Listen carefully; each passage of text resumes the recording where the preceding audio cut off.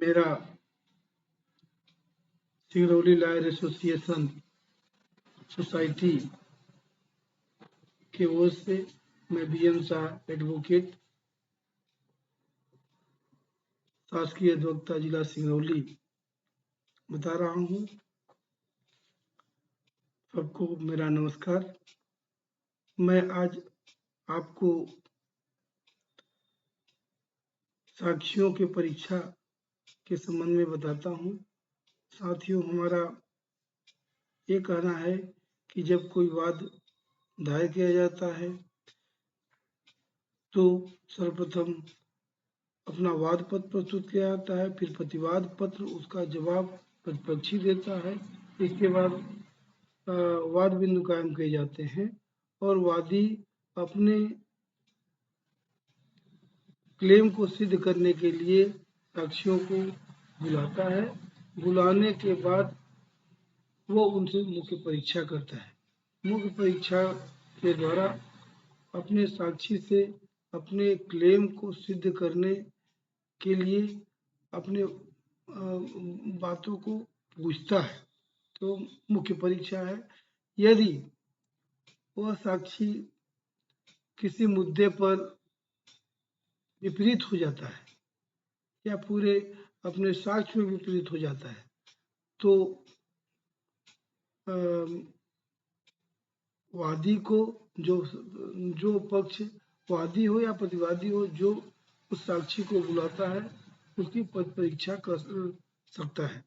पद परीक्षा का मतलब यह है कि वह वास्तविकता को आगे लाने के लिए उससे सूचक प्रश्न भी कर सकता है। इसी प्रकार से साथियों,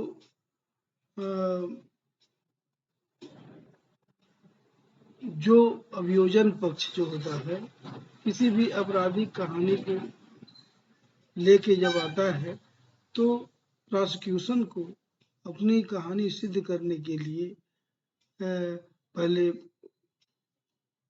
चालान पेश होता है। चालान पेश होने के बाद उसमें चार्ज लगता है। चार्ज लगने के बाद ट्रायल प्रोग्राम बनाया जाता है। ट्रायल प्रोग्राम बनाने के पश्चात गवाही चालू होती है। गवाही चालू होने के बाद प्रोसिक्यूशन अपने साक्षियों को जिसे बुलाता है उसका सर्वप्रथम मुख्य परीक्षा करता है। जैसे सिविल में हुआ उसी तरह से क्रिमिनल में भी उसकी मुख्य परीक्षा की जाती है। मुख्य परीक्षा करने के पश्चात यदि वह प्रोसिक्यूशन स्टोरी को इनकार करता है या प्रोसिक्यूशन स्टोरी के विपरीत बात बोलता है तो प्रोसिक्यूशन को उसका क्रॉस एग्जामिनेशन करने का अधिकार होता है। क्रॉस एग्जामिनेशन में सूचक प्रश्न अर्थात लीडिंग क्वेश्चन भी पूछा जा सकता है। जिन तथ्यों को वो इनकार करता है उन तथ्यों को अपने लीडिंग क्वेश्चन, अपने सूचक प्रश्न के द्वारा, पद परीक्षण के द्वारा प्रोसिक्यूशन पूछ सकता है। इसी तरह से जब अपने सिविल में वादी का पक्ष हो जाने के बाद प्रतिवादी को उसका पद परीक्षण करने का अधिकार होता है। वो प्रतिवादी भी अपने वास्तविकता, अपने बात को कहने के लिए जो उसने अपने प्रतिवाद पत्र में प्रस्तुत किया है उसकी बात को सच्चाई करने के लिए उससे वास्तविकता की जानकारी के लिए पद परीक्षण कर सकता है। वो पद परीक्षण भी अधिकतर थोड़ा बहुत साक्षियों के व्यवहार के लिए, साक्षियों की विश्वसनीयता के लिए किए जा सकते हैं। इसके अलावा संगत प्रश्नों को ही परीक्षण में उठाना चाहिए। उल जलूल बात करके न तो न्यायालय का समय बर्बाद करना चाहिए, न तो साक्षियों को परेशान करने के उद्देश्य से ही कोई परीक्षण करना चाहिए। संगत प्रश्नों को ही करना चाहिए। अब इस प्रकार से साथियों पद परीक्षण में वो सूचक प्रश्न पूछ सकता है। अपने बातों को सिद्ध करने के लिए कि वादी का बात गलत है, हमारा बात सही है, इन चीज़ों के लिए प्रतिवादी पद परीक्षण कर सकता है। इसी तरह से क्रिमिनल में भी जिस तरह से प्रोसिक्यूशन अपना साक्ष्य देता है, तो प्रोसिक्यूशन अपना साक्ष्य मुख्य परीक्षण देने के बाद उसका पद परीक्षण जो है, क्रॉस एग्जामिनेशन जो है, डिफेंस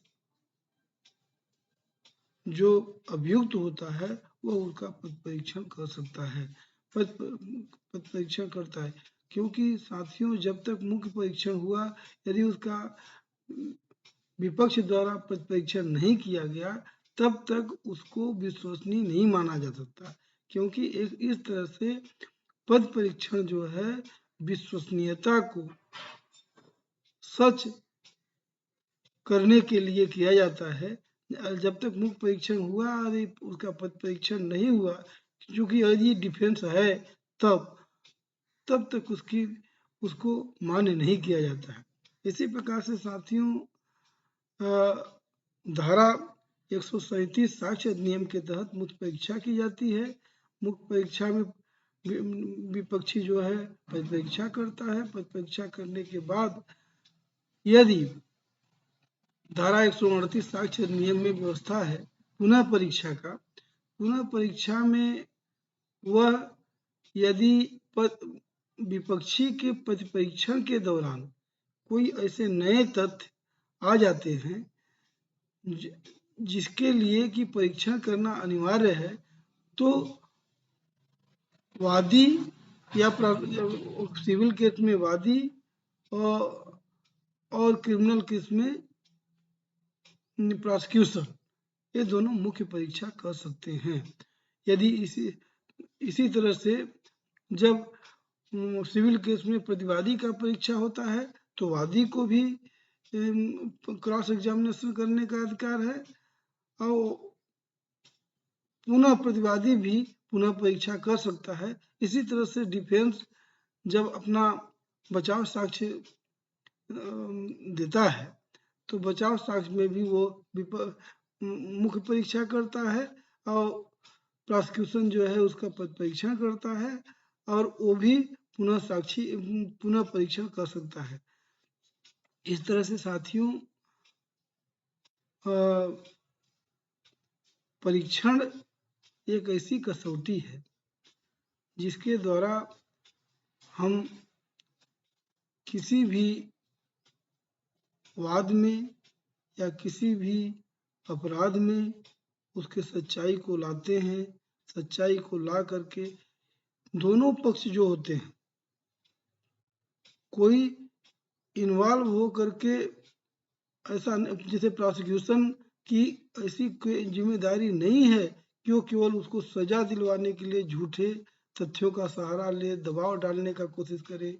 इसी तरह से डिफेंस को भी ये अधिकार नहीं है कि वो उन्हें बचाने के लिए गलत कृत्यों से, गलत दबाव डाल करके, लोभ लालच दे करके ऐसा करे, क्योंकि हम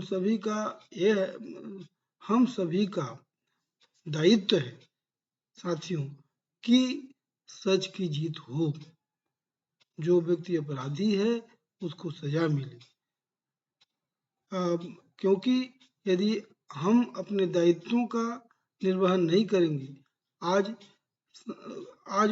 जो डिफेंस लॉयर हैं, कल अगर उनके साथ अपराध होता है तो क्या वो अपराधी के लिए छोड़ने के लिए बोल सकते हैं? नहीं बोल सकते। इसी तरह से हमारा सबका दायित्व है कि हम कानून की हर संभव मदद करें, जिससे हमारे समाज में अपराधियों का मनोबल न बढ़ने पाए, और जो दूसरे की संपत्ति गलत या अवैध तरीके से लूटने का प्रयास करते हैं, हथियाने का प्रयास करते हैं, उनको भी वह बल न मिले। इसलिए कानून में व्यवस्थाएं बनी हैं, सिविल में भी, क्रिमिनल में भी। तो एक चीज साथियों, अभी कुछ अधिवक्ता जो हैं प्रोसिक्यूशन पर के, जैसे अपर लोक अभियोजक, लोक अभियोजक पर ताना कसने लगते हैं कि माने आप टाइट रहते हैं, इसमें उनको बिल्कुल ही दुख नहीं मानना चाहिए। क्योंकि जिस तरह से आप डिफेंस लॉयर हैं, अपने क्लाइंट के पक्ष में सही बुलवाने के लिए आप परीक्षण करते हैं, उसका उसका पैरोकारी करते हैं, उसी तरह से प्रोसिक्यूशन की भी जिम्मेदारी है कि वह अपने मामले को, जिसके साथ अपराध हुआ है, उसको न्याय दिलाने के लिए वह शासन के द्वारा नियुक्त होता है और उसके लिए वो काम करता है। तो एज ए वकील हम शासन के वकील हैं, उसी तरह इसलिए हमारा दायित्व है कि हम सही चीज को लाएं, अपराधियों को जिससे सहना मिले, अपराध रुके। अपराध रोकने के लिए ये न्यायालय बना है, न कि अपराध बढ़ाने के लिए ये व्यवस्था बनी है। किसी को जेल भेजा जाता है, किसी को अन्य दंड दिया जाता है, तो ये केवल अपराध को रोकने के लिए है। किसी का व्यक्ति, सरकार किसी का दुश्मन नहीं है। सरकार हमारे, हम आप जो आम जन हैं, इनके हित को ध्यान में रख करके सरकार जो है, आप जनता है सरकार, अपने समाज में अव्यवस्था न फैले। इस कारण से साथियों, हम सबका कर्तव्य है कि हम कानून की सहायता करें, किसी भी रूप से स्वतंत्र मन से, खुशी से अपने मामले में सच्चाई को लाइए, जिससे कोई पीड़ित जो है न्याय से वंचित न हो। इसी तरह से कोई बेगुनाह, यदि कोई प्रोसिक्यूशन है या कोई व्यक्ति बेगुनाह होने के बावजूद भी यदि उसको फंसाया गया है, तो हम परीक्षण के द्वारा ही उसकी परीक्षण के द्वारा ही सच्चाई को ला सकते हैं। इसमें एक दूसरे को किसी तरह से वकीलों के वेद में मनमुटाव नहीं होना चाहिए। खुशी खुशी सबकी परीक्षण करना चाहिए, क्योंकि हम लोगों का, दोनों पक्षों का, प्रोसिक्यूशन का भी और डिफेंस का भी, दोनों का दायित्व है कि सबको न्याय मिले, और न्याय दिलाने के लिए ही हम बैठे हैं।